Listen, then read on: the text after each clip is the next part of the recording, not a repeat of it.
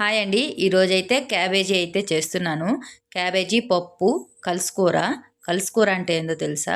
వెజిటేబుల్‌లో పప్పులేసి చేసేదాన్నే కలుసుకూర అయితే అంటారు. ముద్దకూరలు కూడా అని అంటారు. ఇంతకీ మీరేమంటారు? ఒక కామెంట్ అయితే చేయండి. కలుసుకూర అంటారు, ముద్దకూరలు అంటారు. పప్పేసి చేసే వాటిల్ని.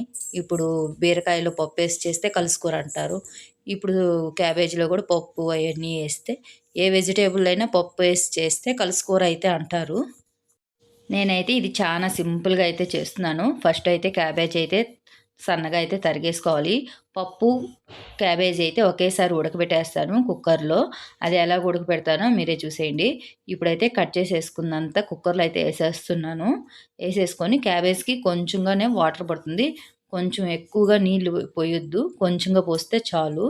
లేదంటే అది ఎక్కువ ఉడికిపోతుంది. ఇప్పుడు ఒక అర గ్లాస్ అయితే నీళ్ళు పోసేసాను. తర్వాత పప్పయితే ఉడకబెట్టుకుంది ఒక కప్పులో కడిగేసి దానికి సరిపడా అయితే నీళ్ళైతే ఏస్తున్నాను.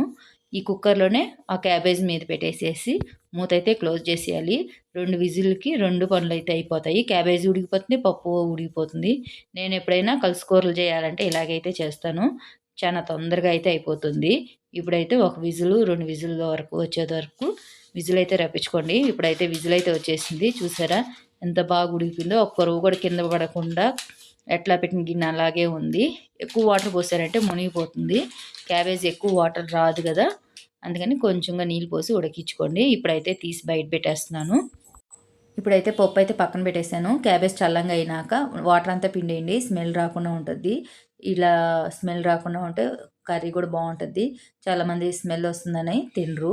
ఇలా చేస్తే తింటారు. ఇప్పుడైతే నేను ఆయిల్ ఏసేసుకొని కొంచెంగా ఆవాలు, ఎర్రగడ్డ, పచ్చిమిరపకాయ కాదు టమాటా ఏసేసి బాగా ఫ్రై చేసుకోవాలి. మెత్తంగా అయినాక కరివేపాకు కొంచెంగా ఏసుకోవాలి.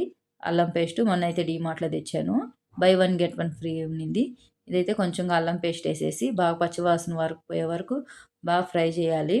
తర్వాత ఇప్పుడు క్యాబేజ్ ఏసేసుకున్నాక కారము, ఉప్పు, పసుపు అంతా ఏసేసి బాగా ఫ్రై చేసుకోవాలి క్యాబేజ్‌లోనే. కొంచేపు ఆయిల్‌లో ఫ్రై అవ్వాలనమాట. అప్పుడే బాగుంటుంది.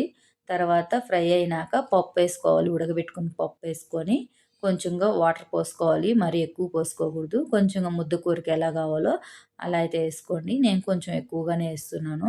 ఎందుకంటే ఈళ్ళు మరీ ముద్దగా ఉంటే తినరు మా వారు. కొంచెం వాటర్‌గా ఉంటే తింటారు. అందుకని కొంచెం వాటర్ అయితే ఏస్తున్నాను. ఇప్పుడైతే కలిపేసేసి సిమ్‌లోనే ఉడకబెట్టుకోండి. కర్రీ అయితే రెడీ అయిపోయింది.